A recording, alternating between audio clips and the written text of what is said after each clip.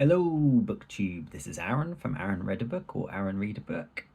Got a different type of video today because it's Friday, but I'm not doing a Friday read. So I'm going to do a, a book haul from a meeting I had with a booktuber, which is my first ever in real life, sort of in person meeting with a booktuber, and it was with Gareth from Book Songs and Other Magic, who sort of kindly got the train from Portsmouth to meet up.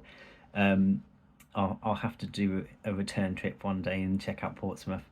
But we had a great time, and I think it was probably the record for the amount of bookshops I've ever been to in one day. But so we had plenty of opportunity to pick up books. So I'm going to do a little haul to show you those.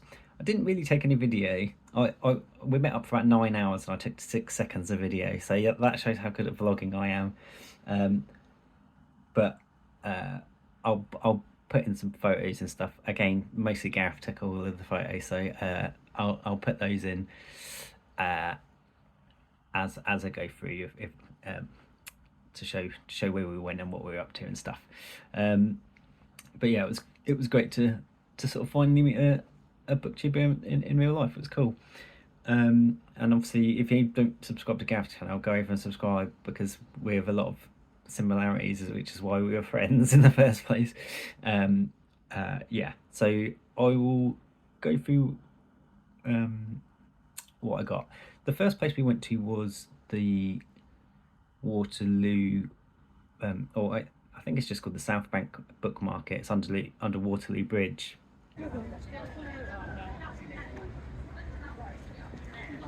Get back Gareth on the live. And I've never been there before, but it's different every day. But there's sort of a bunch of different sellers there that just put all their books out on tables. I've got a little video. I'll see if I can put the video in or a picture. And so it changes slightly every day, but it's just these booksellers under the bridge, and they definitely. I saw another booktuber who did a walk all the way through loads of London bookshops, and he said they know the price of their books there, and they definitely do. It wasn't cheap.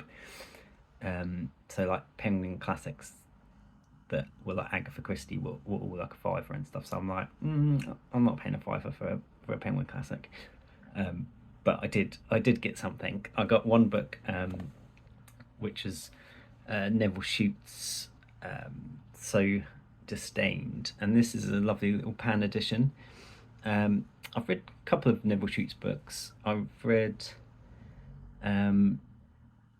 what's it called, On the Beach, which is his sort of it's a very interesting book on the beach because it's not post-apocalypse. It's just, well, it's kind of post and pre, because it's about a submarine crew who are in Australia awaiting sort of the nuclear fallout to reach them, so they know they're going to die.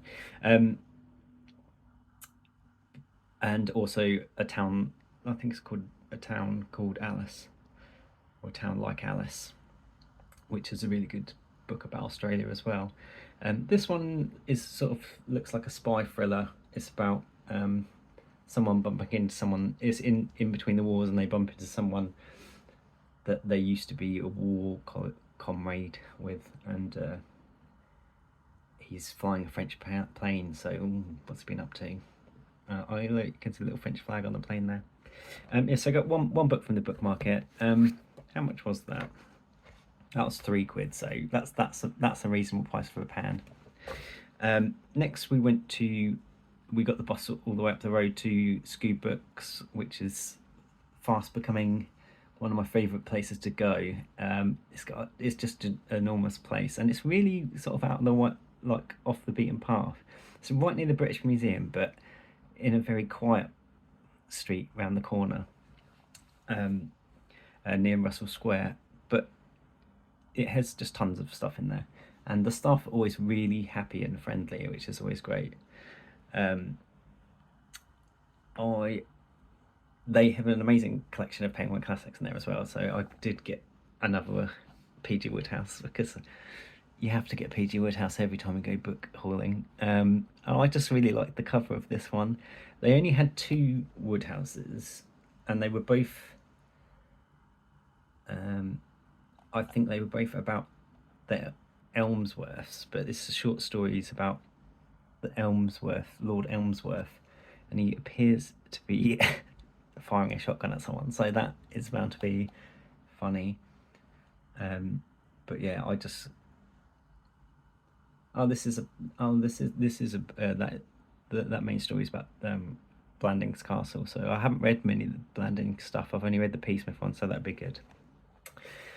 By the way, I got almost all of my books come from Scoob, and last time I went there and did a book haul, I was very careful because they also know the price of their books, but this time I was not careful. And last time I was there, it was not long ago. You might have remember I got a book just based on its cover because it had sort of a weird cat or tiger person on it, and it's happened again. I've just got a book called what's it called? The Cats of Costa. And the guy in the bookshop said that they used to put this in the window because they loved the cover, and I do as well. It just looks like sort of a lord of cats, and the plot sounds absolutely bonkers. Too late, Cam realised he was the victim of sorcery. Try as he might, the wise young English vagabond could not rid himself of the bloodthirsty knife that drew him inexorably to the distant sea. Cam's quest to find the legendary Costa, guardian of the city's great golden cats, and restore both of them and the son, the murdered duke, to their rightful place. This is already convoluted, I love it.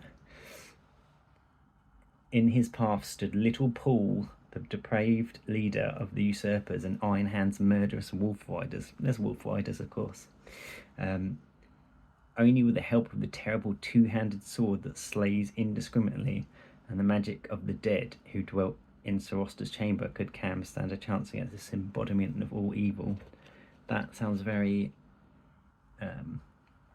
sort of trashy fantasy, which I'm definitely up for. Yeah, never heard of Robert Westill, but apparently the school librarian likes him, and I don't know what the school librarian is. Maybe a magazine of some sort.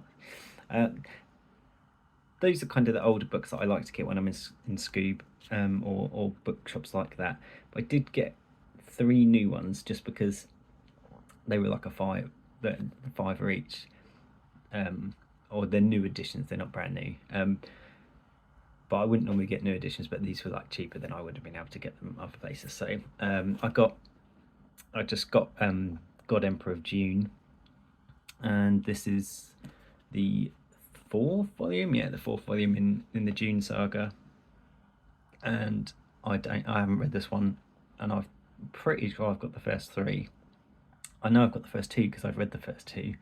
I've read the first one many times, but I've only read the second June book once. So I need to continue on, and I just thought this was a sort of a reasonable edition to get, very good condition. So hasn't been read. Next, a author I've only read 1 book from, but I loved it, which is Walter Tevis, and I've read his book Mockingbird, which is brilliant. They had loads of sci-fi masterworks in there, and these are all basically brand new.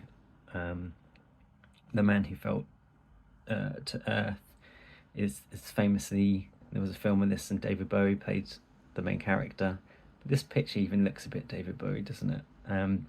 But yeah, I'm very keen to read more of Walter Tevis. A lot of his books were turned into films, and although Mockingbird wasn't, which is a brilliant book. And then I've also got another science fiction book in a series that which is The Galaxy and the Ground Within by Becky Chambers.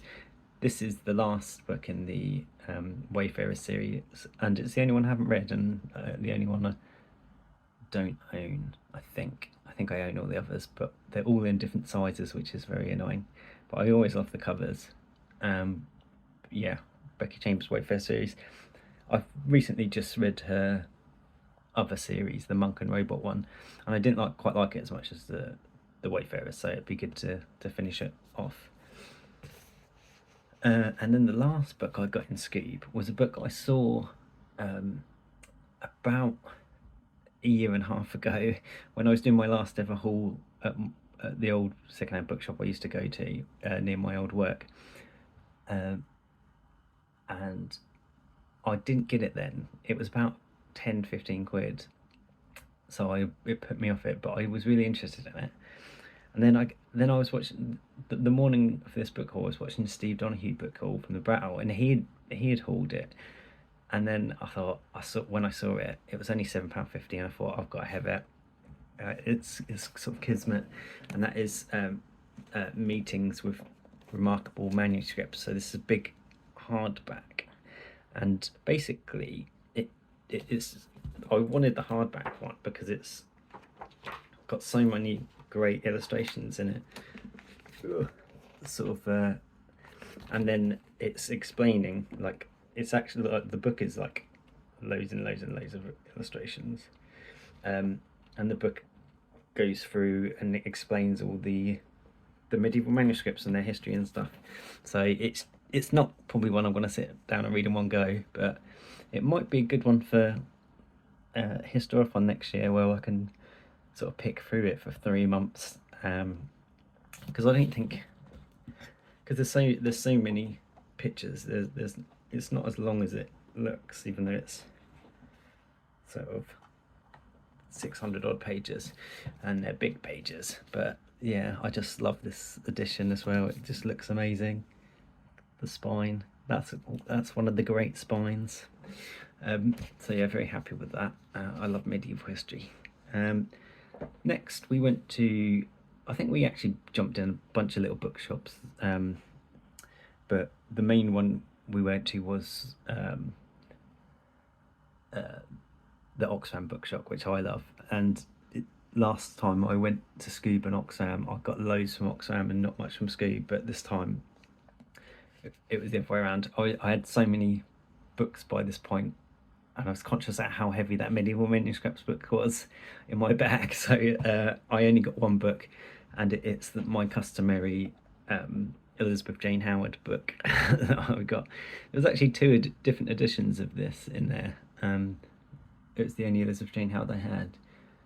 This one, I love the cover. It looks like our dear Chancellor Rachel Reeves, picking up the subtle tensions of relationships from flat sharing to adultery, drawing us into a family Christmas. She loves a family Christmas, because the last one I bought was about Christmas as well, and there's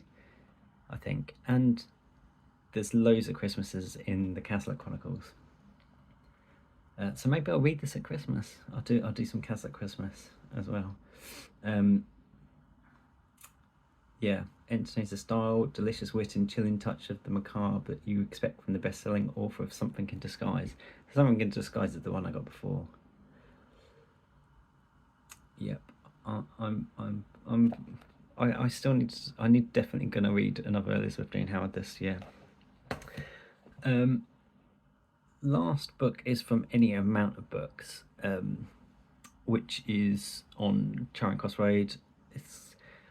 I've only been in there once before, and it was in a lunch break when I was doing a work in sort of an out day at work where I was somewhere nearby, and I wasn't that impressed at that time. But this time there was loads of stuff that I liked the look of. They had loads of great old sci-fi copies downstairs, so I'll definitely be going back there. And it's not far from the other shop, so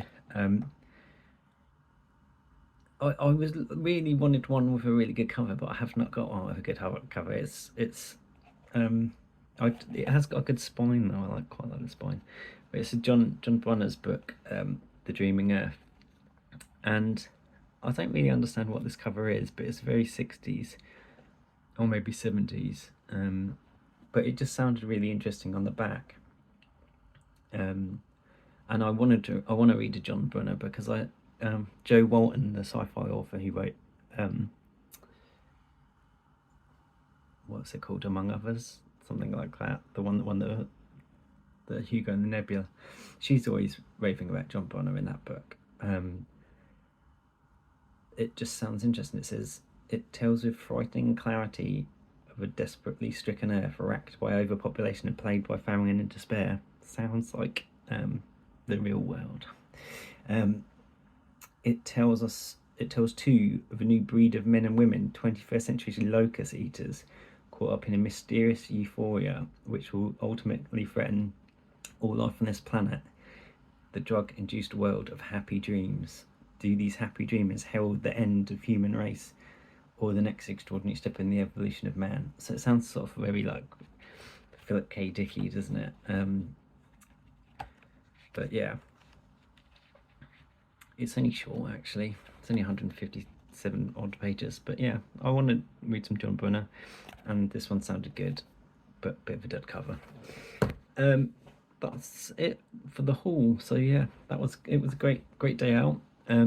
Basically couldn't have carried much more in my bag, so that was about the limit. I think Gareth even got about 4 books more than me.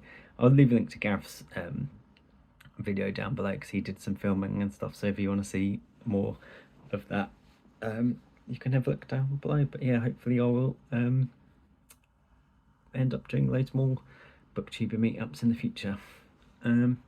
Let me know if you've read any of these books, BookTube, and yeah, have a good one. Bye.